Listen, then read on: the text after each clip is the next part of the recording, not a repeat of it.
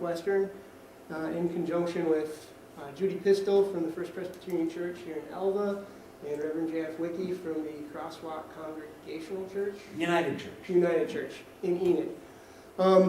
The purpose of this thing really is to talk about how science and religion really are more compatible than people are maybe led to believe. It started 4 years ago as part of a nature kind of thing called Evolution Weekend that was started by some professors at Butler University, and we've just kind of turned it into our own little thing. It's in celebration of Charles Darwin's birthday, which is today, by the way.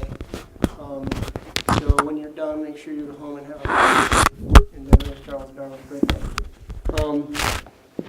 So without any further ado, I think I'll start. I'm going to talk a little bit about what scientists are, who they are, that kind of thing. And then I'll turn it over to Reverend Pistol, and she'll talk a little bit about the philosophy of religion in kind of a general sense. Dr. Meyer will then talk about words and how words maybe have different meanings in different contexts. And then Reverend Wicke is going to talk about magisteria, non-overlapping magisteria, more specifically. So, wrong button. Whatever I feel like. Do you want me to advance the slides for you? No, I'll be able to do it, I think. But where's my talk? It's still on the Yeah, go to computer. jump drive. We never opened it. To My the right. computer. This way. I know how to work a computer. You need a theologian? Yeah, I do. Wow. I'm telling you why. She'll be surprised.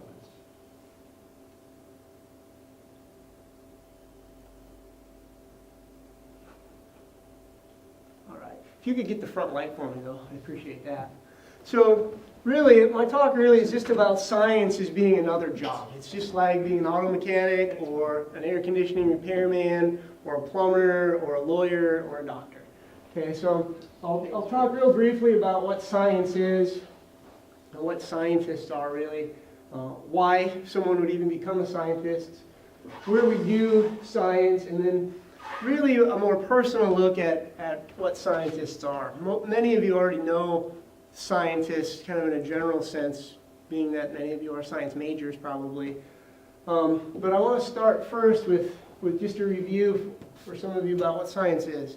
Right? Science is kind of it's two things really. It's a self-correcting way of knowing about the natural world that's based on observation and verification. Science is a process. Okay, but science is also this body of knowledge. It's a collection of facts really about the natural world and how it works. If you're not a science major, many of you have still taken science classes in public school, for better or for worse, right? So you know what science kind of is, right? Biology, chemistry, physics, paleontology, right? Sociology, psychology. And all of those things are kind of linked by this process called the scientific method and dealing with the natural world. To kind of separate science from some other things that maybe portray themselves as science, I want to point out that science is not what we might call pseudoscience. And pseudoscience is maybe easier to recognize than it is to describe or to define. And I looked at a lot of different definitions, and I couldn't find one that I really liked well, but someone, Dr.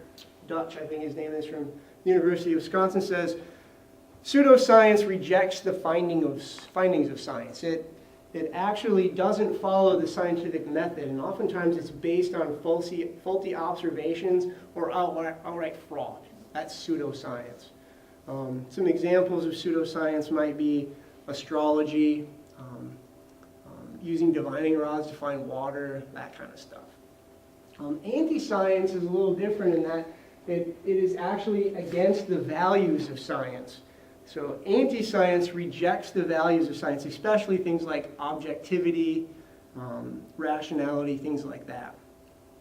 Ideological abuses of science are using science or scientific principles for ill-gotten purposes, right? Good examples of ideological abuses might be the eugenics movement, the 1920s and 30s, the mistreatment of animals and criminals maybe, social Darwinism, are all examples of ideological abuses of science. Junk science is a specific type of pseudoscience, really, in which practical pseudoscience is used to create doubt about inconvenient scientific facts. And intelligent design creationism is probably the most pervasive and probably the most common or best known example of junk science. Now back to the main topic here. What is a scientist? Historically, there weren't scientists, right? Scientists were called natural philosophers, okay? People who philosophized about the laws of nature, really with the purpose of trying to figure out and determine God's plan, right? What are the laws God put into place to make the natural world the way it is? And then in the 1830s, a natural philosopher by the name of William Whewell writes a review of a book written by Mary Summersby, I think her name was, called The Connection of the Physical Sciences or something like that. And he uses the word scientist for the first time. Okay? And he used it kind of tongue-in-cheek, kind of satirically. And then several years later, he uses it again. This is 1840 now, in reference to scientists specifically in the Royal Society in London and some other royals or scientific groups in Britain. They're struggling with this natural philosophy thing. There's not really, the word doesn't sit well with many of them. So he proposes that maybe we should use scientists just as we use artists, right? Because science is now being fragmented. Okay, there are people doing physics, and there are different people doing maybe physiology, and other people doing biomechanics and things like that. So he said, just like an artist is a musician or a painter, a scientist is a mathematician or a physicist or a naturalist. And nobody really pays attention to his use of this word. And then Thomas Huxley is kind of on the scene about this time, maybe a little bit later, 1850s, 1860s. And he is really the guy in Britain who really makes science into a profession. Okay? Most of these natural philosophers were just country gentlemen. Okay? Some of them were country parsons. Lots of them were just rich white guys who didn't have anything better to do than monkey around in the laboratory, build chemistry sets, go collect bugs, go hunting, that kind of stuff. And it's Huxley who really shows the world that science can be a profession, and it's worthy of a profession unto itself, and you should get paid to do science. And he restructures the whole educational system in Britain in the 1870s, 1890s. Okay? And shortly after a visit to the United States in about 1889, 1890, a newspaper in the United States actually refers to him as a scientist for the first time. And that's where it really starts to kind of stick as a profession, science. And as myself and Dr. Neiswanger and Dr. Meyer can attest, you can get paid to do science now. Sometimes you have to do other things besides science specifically. You may have to teach or something like that, but it is a profession. The next question, why be a scientist? Right? Certainly not for the money, okay? At least not a teaching scientist. And there are several reasons. I think the reason lots of us do it is curiosity. Many scientists get into science because they have a curiosity about the world, right? This is a picture of a bowerbird. And somebody might look at that bowerbird and say, why does that bird have such a long tail? Okay, what is that all about? And they would use the scientific method and scientific processes, form hypotheses that generate predictions. Okay, the prediction might be, Well, female bowerbirds think this long tail is sexy, right? So bowerbirds with long tails get more mates. So they might do an experiment, and they cut the tails off and look at their mating success. Or they might cut the tails off one and then glue them onto the existing tails of another one to make them extra long. So if long tails are sexy, longer tails might be sexier, okay? And I say that, somebody actually did that experiment, and it's the case. Okay? What about understanding? Many scientists just want to better understand the natural world, right? Everyone knows these two guys, right? Yeah, that's Watson and Crick, right? And they wanted to understand what the structure of DNA was. Okay, we knew DNA was in the nucleus, but how does it code for all of these different proteins in the body? So they worked out the structure of DNA. They helped us better understand what DNA looked like. Some of us get into science to improve the human condition. We can use the scientific process and what some have called the scientific method to make life better on the planet. Does anyone know who that guy is? It's Louis Pasteur, right? He's the guy who developed the germ theory of disease. Okay, so he used scientific processes to improve the human condition. And then finally, creativity. Some scientists are pretty creative at getting at certain problems, right? Everyone recognizes these drawings. These are by perhaps one of the greatest artist scientists ever, right? This is Leonardo da Vinci's drawings of a couple of different flying machines. But the creativity isn't always just in art. There's this problem in my area. Snakes like to eat rodents. And there's a ground squirrel called Beach's ground squirrel.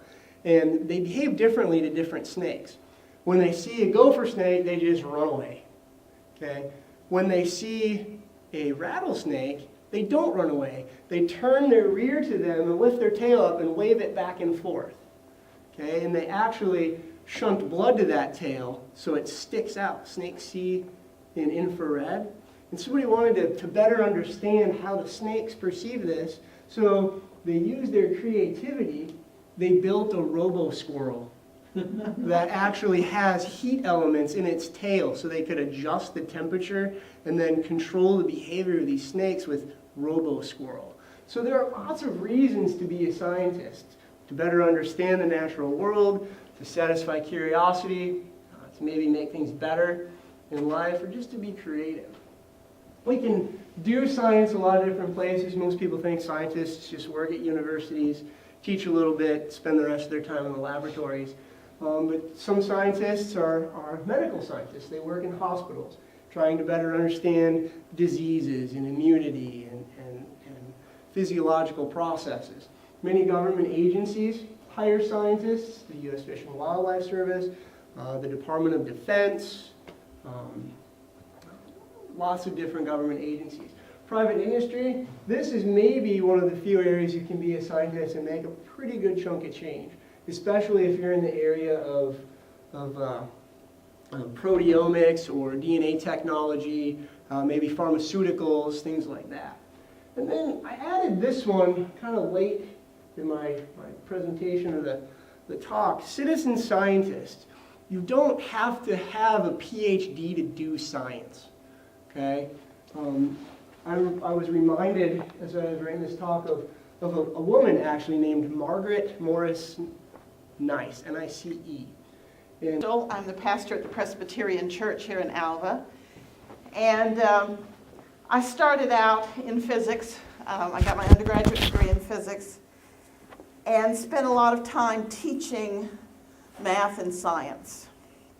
And then later in life, when I was running a high school and teaching a little physics and upper level math, I felt the need to go to seminary, and so I became a minister. So I bridge a little bit across both of these areas. I guess mostly in America is where we talk so much about the difficulties or perceived difficulties between science and religion. So I want to start out looking at some of the history of what we call the philosophy of religion, and then more specifically about Christianity and how it has not always danced well with religion. So let's go back a little bit. The idea of a philosophy of religion is actually a fairly modern idea. Modern being 17th century or so.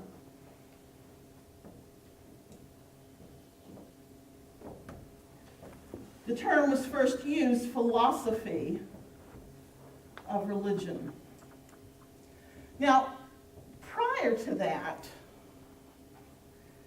nobody thought in those terms so much because religion was just, or theology, if you will, was just another way of looking at the world. And so most of the early scientists that you'll study, if you look at Galileo or Copernicus or Kepler, if you look at Newton, in addition to being scientists, they were religious thinkers. As they worked out their scientific experiments and their theories, they in fact placed them into a philosophy of religion, into a religious context, because they were religious. The ones that we study in the Western tradition were Christian. So they didn't pull those pieces apart. And it's a fairly modern idea to look at science and religion as different spheres. So let's go back a little further, perhaps. If we go back to ancient Greece,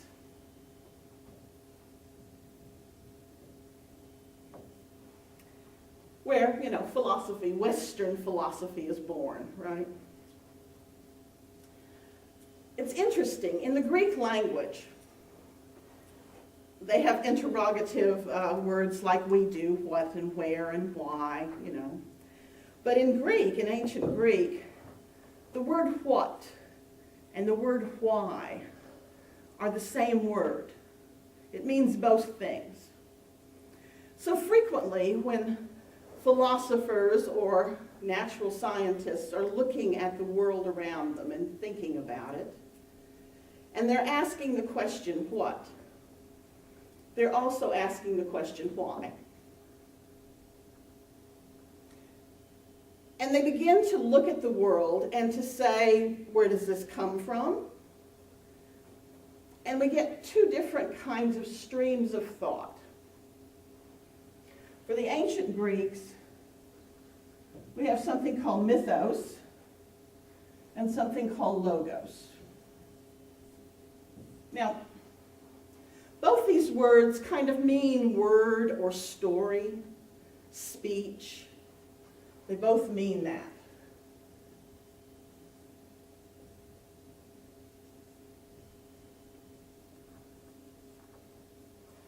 Early Greek philosophy, as it begins to look at the world around and say, what is this, and what is it doing, and how is it doing it, and why is it doing it?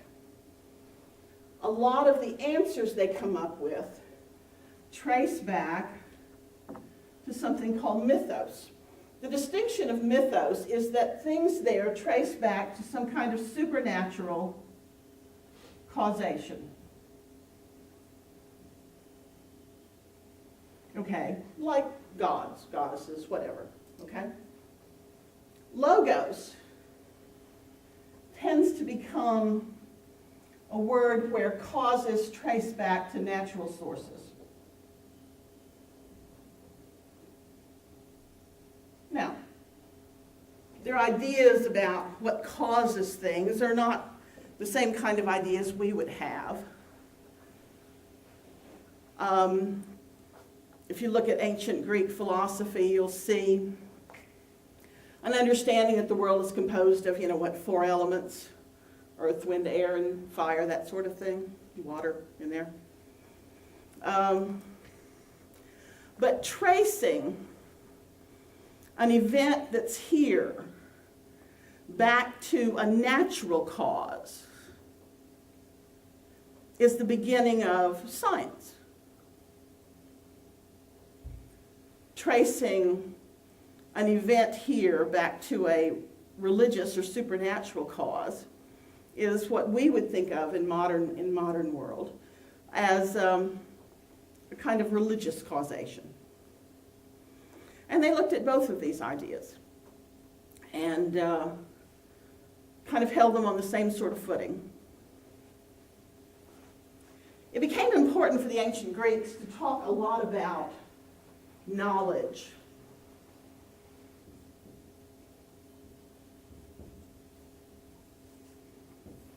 Now, the Greek word for knowledge is episteme, and out of that we get this lovely philosophical word, epistemology.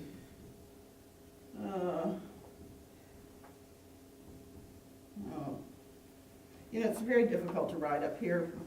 Pisti. I start to spell my own name and then life gets crazy. Ology. Okay, epistemology, which means the philosophy of knowing. Now, the Latin word, this is from the Greek word. The Latin word for knowledge is scientia. So science is a kind of knowing.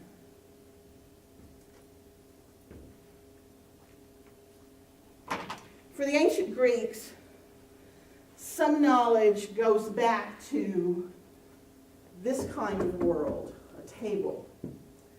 And other knowledge happens up here. And knowing becomes either an object of what goes on in the mind, rational philosophy, or what goes on in the natural world, and that becomes empirical philosophy, which again then becomes science.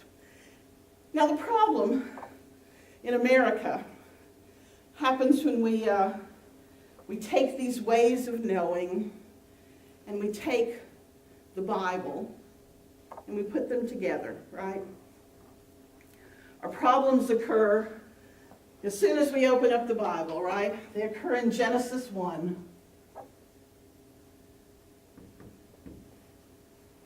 Okay, and what is the problem? God created heaven and earth. I'm sorry? God created heaven and earth. Okay. Creation story in Genesis 1. God created the world in what? 7 days. Okay, well, 6 days, seventh he rested. 6 days. Seventh day he finished up and rested, right?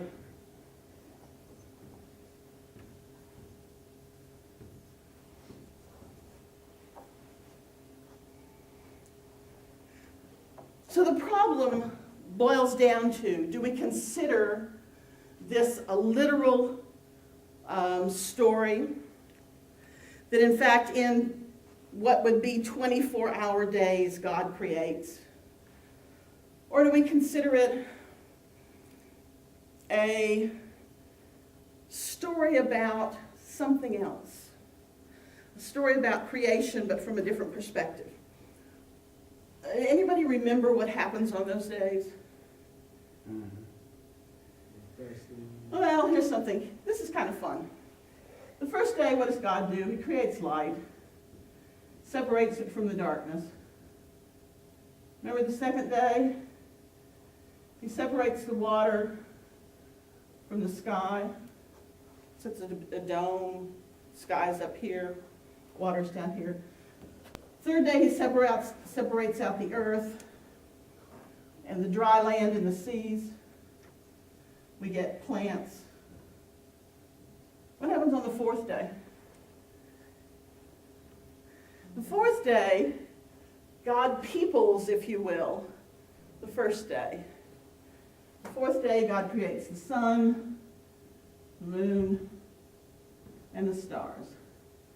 What happens on the fifth day? God peoples the water in the sky.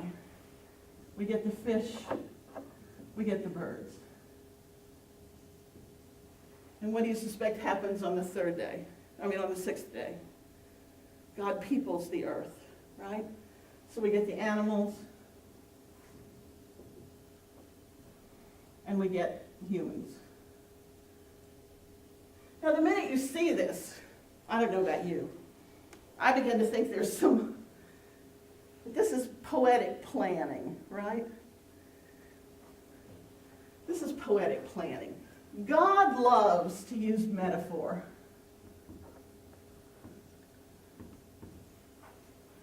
Consider most any part of the Bible.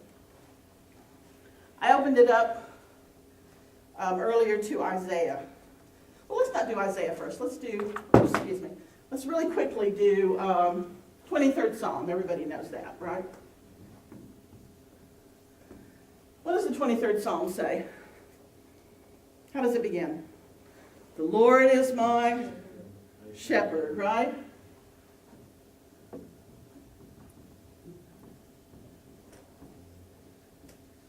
Okay. Now, does anybody here think that that means God walks around with long robes and a crook in his hand? No, right? It's a metaphor. Shepherd is someone who takes care of the sheep. God cares for us. And exactly how does God care for us? Makes me lie down in green pastures. I have to tell you, friends, I have been a Christian for a long, long time. God has never made me lie down in a green field. Why not? Because it's not a literal kind of thing, is it? It's a piece of poetry that tells us some deeper truth about the way that God takes care of us. Okay? It's not about literal truth.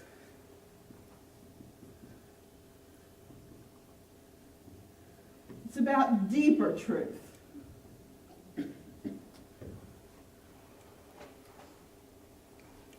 In Isaiah, I'll just do this quickly and then move on. Isaiah, 28, I think I opened it too, just for fun.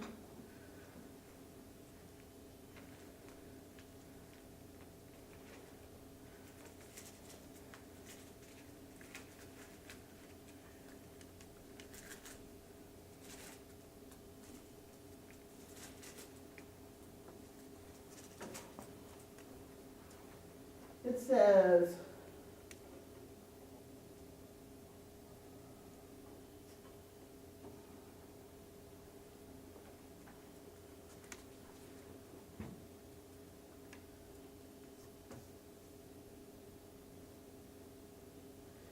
something like, terminology a little bit, and so I took a slant in terms of talking about terminology in different contexts. So to start off, I said, okay, well, so I'm supposed to talk about terminology and words and maybe how those meanings are different based on different contexts. So I just asked myself, well, what's in a word?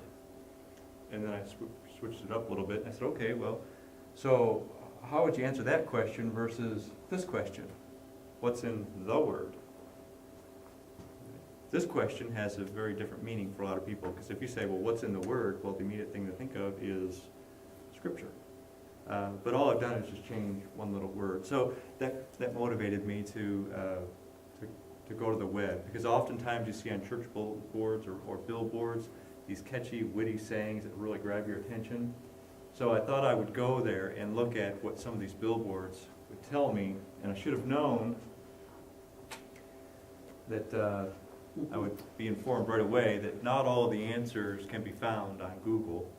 So that was one billboard. I thought was a little bit of humor there. So there are some questions that can't be answered by Google. I kind of kept looking a little bit, and what I found was, this was just kind of fun on an afternoon, but you could actually learn a lot from looking at what's put on billboards. They range from these kind of plutonic messages to the downright offensive. But this one you could actually see outside of a daycare, not necessarily a church, right? will love you, hug you, pamper you for a nursery, right? Pretty clever. So that's pretty platonic. There's some other ones too. So think life stinks, come and sit in the pew. Right. A little bit of wordplay there. And then wrinkled with burdens, come to church for a faith lift. So kind of cute, pretty platonic. There's not really a whole lot of deeper meaning here. Maybe with here, there is some deeper meaning. I would argue that there are some that you can kind of chuckle a little bit, but really, you're not going to get the full meaning unless you're part of that group or if you're really in that context. Like, well, you did ask for a sign, and it's signed God. Now, again, the regular person going by might chuckle a little bit. You might not, right? Depending on who you are and what your beliefs are.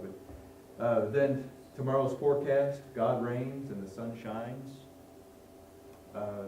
And then prayer, free wireless access. So kind of witty, but again, with these, there's some deeper underlying meaning. And I guess my argument for my part of the talk is that it depends on the context you're in, what kind of meaning these things take on for you. And I think there's another one too. We can grab some from current events or what was once current events. Two truths: Jesus is coming back, and so is Brett Favre. I don't know. I guess in science, facts can change. So, okay. And then there was this one I found, and boy, this one really caught my eye. Of course, that's what it's designed to do, right? But there's an underlying irony here. Of course, the box is over the wrong thing, but there's an irony here because, of course, this person is not what most people would think is God, but the sign is to get your attention and to draw your eye in. But I thought it was kind of an interesting little play on pop culture there. So anyway, what I'm interested in physics education, science teacher education, taking something as simple as the word mass actually turns out to be fairly complicated. And this kind of prompted some research a few years ago, driving down the road, and my wife, we kind of swerved to miss a pothole, and she actually said that was a massive pothole. And so I just kind of turned to her slowly, and she immediately knew, and she said, don't even go there. But I said, so exactly what was massive about that pothole? So I did a search on Google, and you can actually find pictures of massive potholes. You can actually find pictures of massive fires. So the idea here is that mass means big. Of course, in the realm of science, mass is not a measure of volume or size, it's a measure of quantity of stuff. How much stuff you have to balance with it to get equilibrium. So this is a simple case, but as it turns out in physics, it turns out to be kind of critical, because if you're talking about a system where you've got two masses on an inclined plane going down a hill, you have to take into account, well, it's arguable, right? You want to take into account the masses. Well, you might have a student who has this kind of mixed notion of mass versus size and that sort of thing. And so when you model this as a problem, people who have this notion of mixed mass and volumes all of a sudden associate more significance to the more massive or the bigger object. When in actuality in physics, those of you who've had physics, hopefully you remember, it doesn't matter what the mass is. It doesn't matter what the volume is. What the size is, the mechanics to describe both of these are actually the same.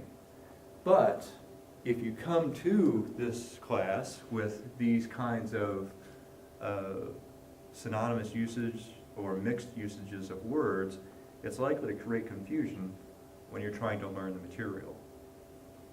So that's a simple, straightforward example. Another one is, this is one that my dissertation work was looking at the word force. And operationally defined, that's just a fancy way of saying that we pretty much have it nailed down. This is something that we've come up with a definition for, and it's a very systematic way that you can actually define what force is. And as an example, this is an expression that we can use what the collection of forces are acting on a system to determine the acceleration of an object, whereas here we can actually have a function And from that function, we can actually derive the force function acting on a system or an object. On top of that, we also have a definition that relates force to the work done, and then the work done to the power. Well, what's interesting is that these are all different definitions. The first two really kind of define this, something very similar. But I was at a store and I was shopping for bathroom renovation materials, and this is, I won't say massive, but it's a pretty big shower head. And then looking at the description, right, they want to sell you this product. Of course, they've got 3 different languages they want to sell it to you in. But the first language is English, and it talks about how it has more spray power. And then in French, it has more force. And then in Spanish, it has power. So it's even a problem across languages, and this is something that has gained a little bit of attention. Not too much, because people will kind of dismiss it as semantics and not really important. But I decided to take it a little bit further, and I set up a study, and I looked at these concepts: force, momentum, energy, power, strength. These are not equivalent in physics. They're different quantities. That was the study assumption, and I don't think anybody disagrees with that in the scientific community, because if you write out the symbols, they're different quantities. They're defined differently. So I postulated that these terms are actually used equivalently in everyday language, which is colloquial usage. When you're talking to your uncle at Thanksgiving and you're talking about a football game, you could probably remember yourself, or you could remember a sportscaster saying something like, "Wow, there was a lot of force involved in that tackle," or just pick your word. There was a lot of energy involved in that tackle. These terms are used interchangeably. So the hypothesis was that the colloquial usage of these terms, these same terms, should follow, or should change following instruction. So hopefully, after you take a class, you would realize that it no longer makes sense to talk about certain terms in a certain way. You would be able to tease out the colloquial usage from your actual usage. So in this part of the hypothesis was that the degree to which there's a change is a function of the student's reasoning abilities, and then also how much conceptual understanding has been developed. So, here's a model, a research model. Reasoning ability and then understanding would essentially predict how students would use the word force. And hopefully, reasoning ability is going to have some impact, and an increase in conceptual understanding is going to have an impact, a change toward how you use force. There are actually instruments that are pretty well established to measure reasoning ability, or to give you a gauge about reasoning ability, and then also to measure conceptual understanding of force and mechanics. And then the third instrument, the MLU, that's the one that I developed for this study. So I'm not going to try to hit you with too much data, and I don't know how I'm doing on time. Am I okay? Good. But here's a plot, and of course in science we like to graph things. Now in physics, we generally like to graph things that make a function. This is a scatter plot where you don't really get a function. It's more of something where you're trying to find a general correlation. And I don't know, knee-jerk reactions? What do you think of this data?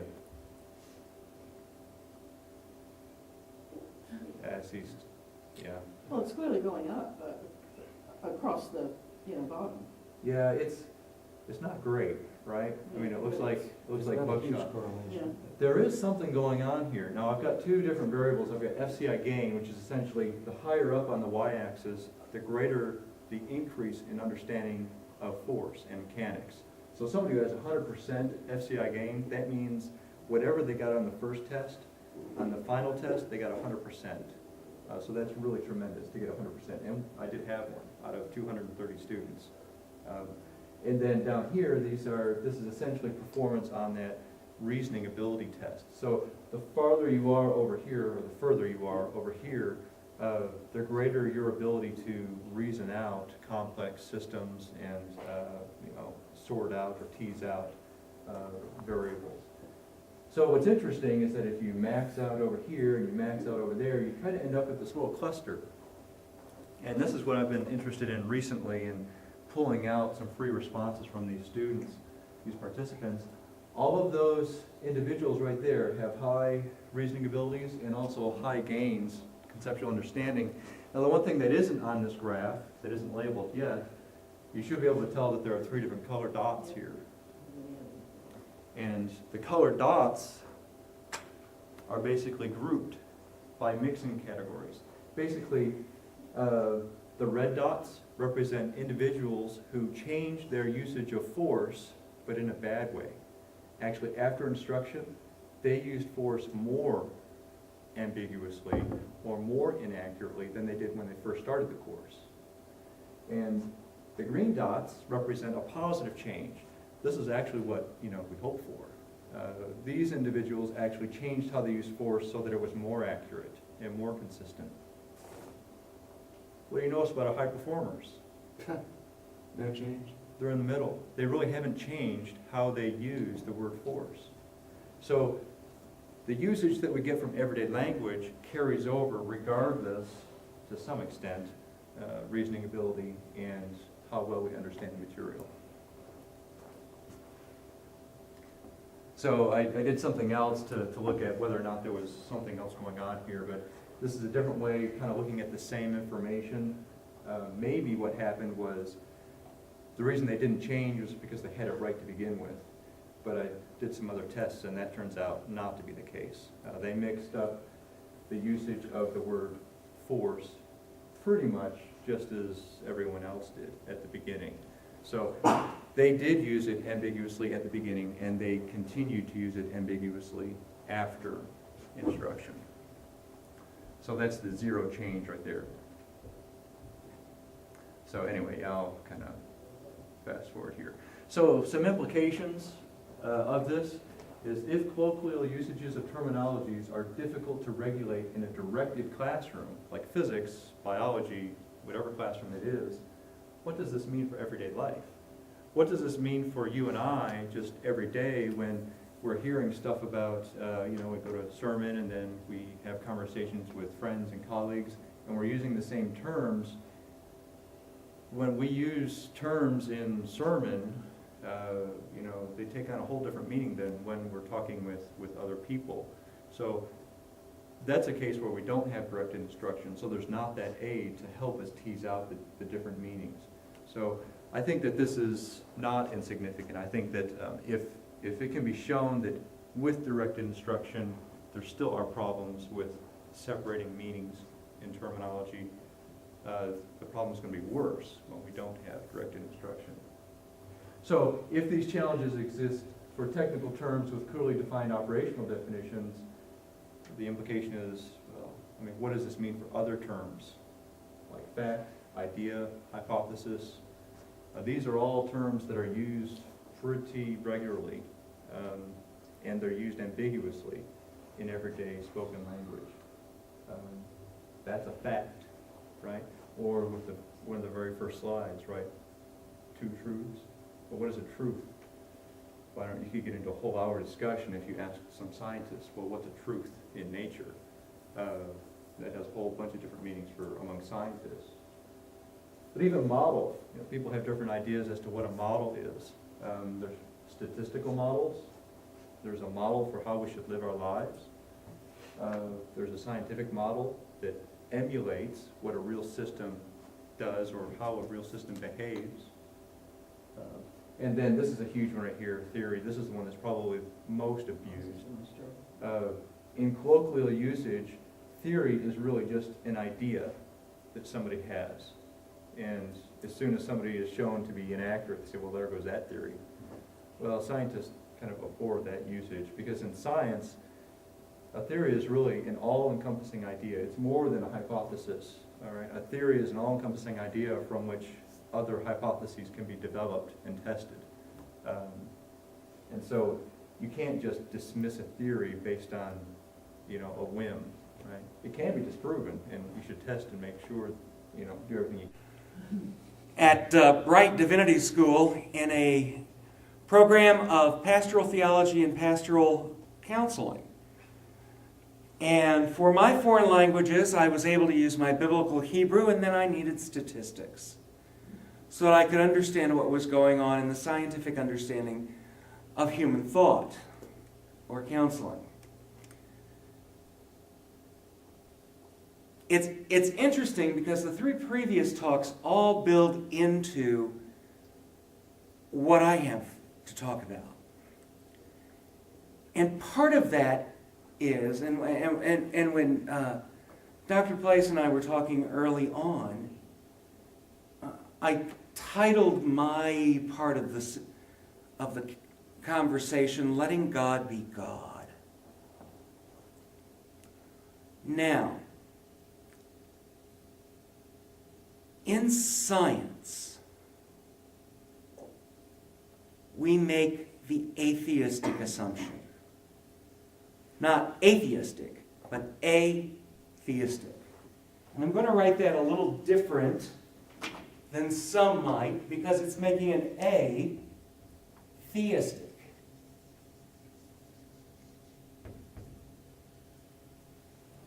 Meaning not theistic. Because God's miracles are not repeatable, and they are not quantifiable.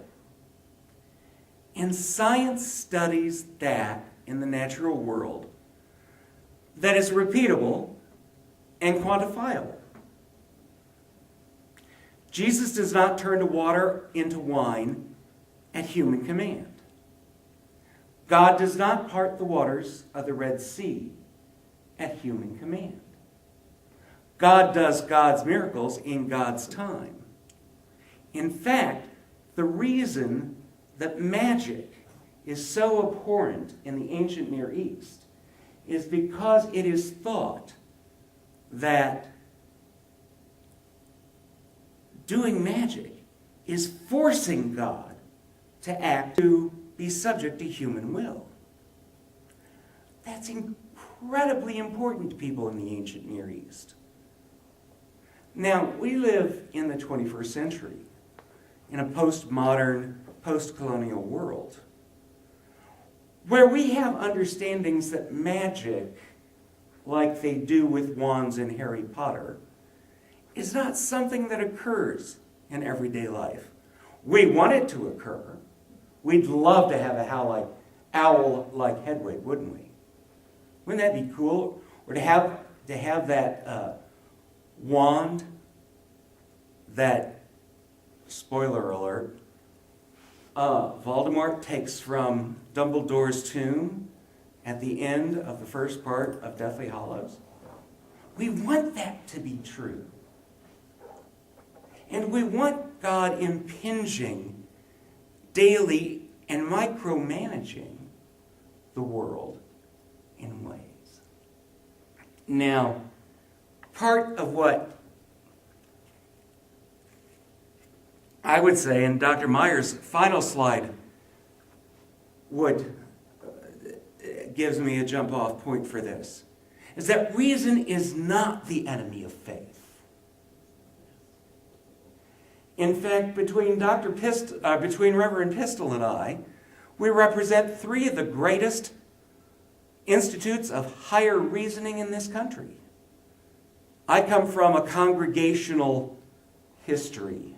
The Congregationals were the Puritans and the Pilgrims who founded New England and the New England colonies, so that people like John Adams and John Quincy Adams are central to the history of my tradition. And we founded Harvard and Yale as institutes of higher education. Dr. Pistol, when the Presbyterians came over, her people founded a little school called Princeton.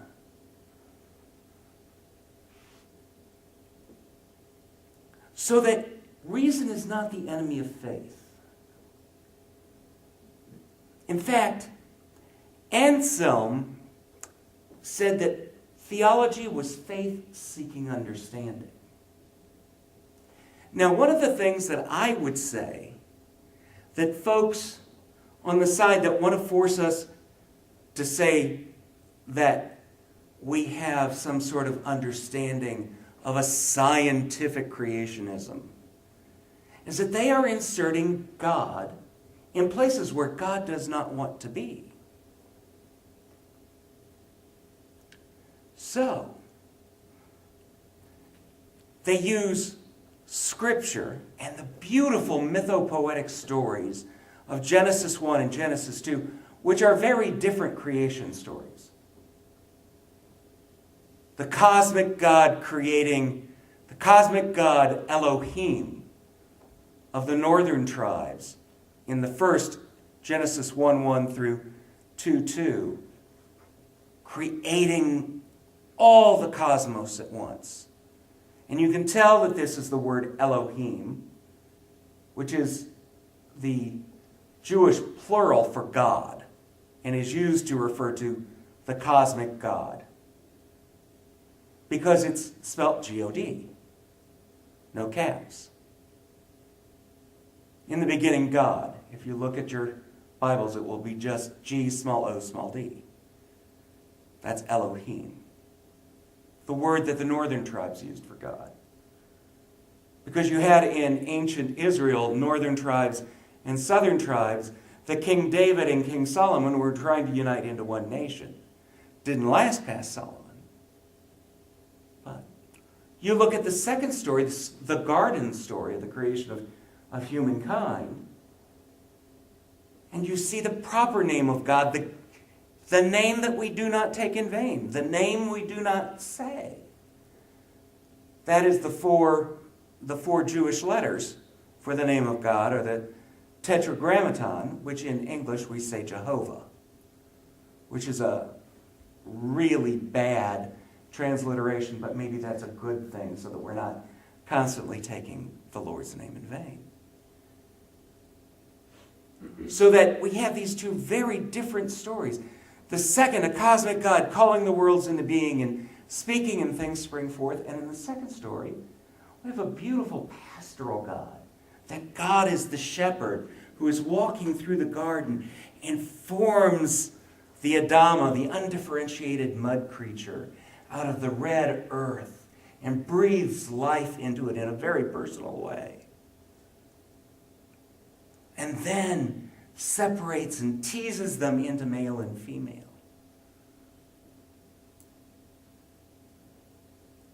So that the second story is a very personal and probably more ancient story than the first. Now, one of the things that we tend to do, and Dr. Meyer was teasing at it, is something called syncretism. Because what he's actually talking about in his understandings of theory and going back to his understandings of mass and massive are what we call syncretism. We make two words that are the same in entirely different contexts mean the same thing. About right, aren't I? So that a massive fire refers to something different than saying this book has a mass of 2.2 kilograms.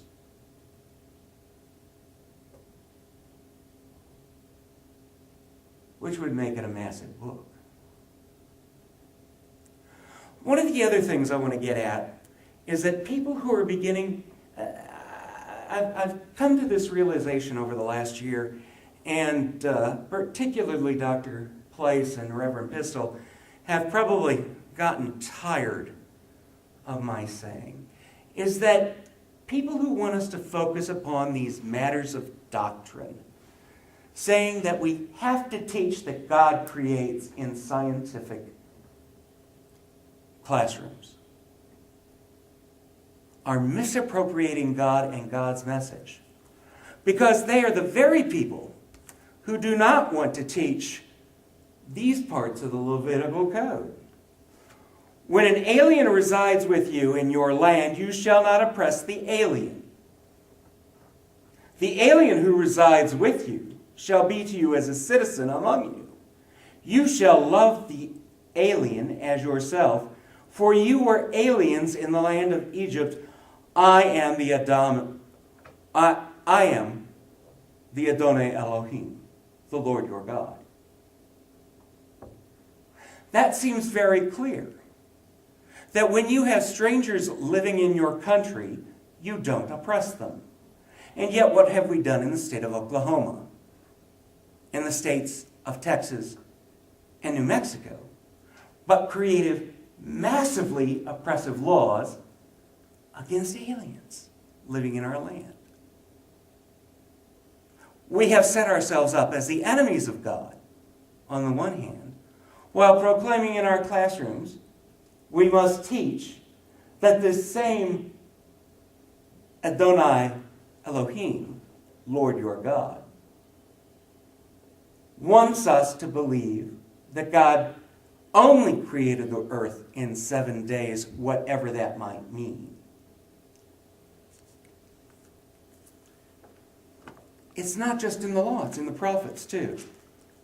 In Isaiah 58, verses 1 through 8, the prophet says to the people of Israel of about 2,500 years ago, shout out, do not hold up back, lift up your trumpet, lift up your voice like a trumpet, announce to my people their rebellion, to the house of Jacob their sins, yet day after day they seek me and delight to know my ways, as if they were a nation that practiced righteousness and did not forsake the ordinances of their God. They ask of me righteous judgments, they delight to draw near to God. Why do we fast, they say, but you do not see? Why humble ourselves, they ask, but you do not notice? Look, you who serve your own interest on your fast day. Look, you who serve your own interest on your fast day and oppress all your workers. Look, you fast only to quarrel and to fight and to strike with a wicked fist. Such fasting as you do today will not make your voice heard on high. Is such the fast I choose, a day to humble oneself? Is it to bow down the head like a bulrush and to lie in sackcloth? Produce a few organic molecules, but were they ever able to make a phospholipid bilayer, which is present in like every living organism? It's a good question, and it's way outside my area of expertise. I'm not a biochemist, and I'm not even close. I've never even had a biochemistry class. But as far as I know, they've never created, I guess from nothing, the phospholipid bilayer that we see in living cells today, but they've generated droplets that are similar in structure to phospholipids and phospholipid bilayer. So, I mean, I would surmise it wouldn't be a surprise, or it shouldn't be a surprise. It'll happen eventually. But again, I don't know anything about that stuff. Well, I was doubting it because I know like the phospholipid bilayers could be made in like the environment that was there, because water boils at like 100 degrees Celsius, when chemicals are in it, maybe 150 degrees Celsius.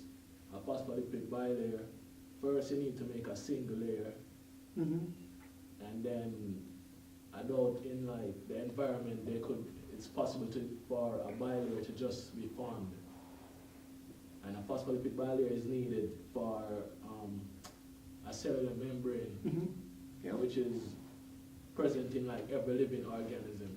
Absolutely. So I think that's one thing like scientists should like try and make before they like contemplate like the evolution. Secondly, like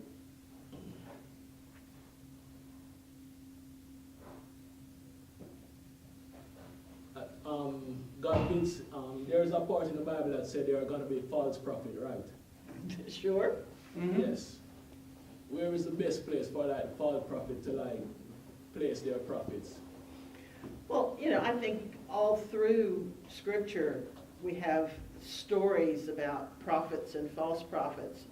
And it frequently says the only way you can tell the difference is by waiting and seeing what the results of prophecy are, you know, Yes, so. that's true.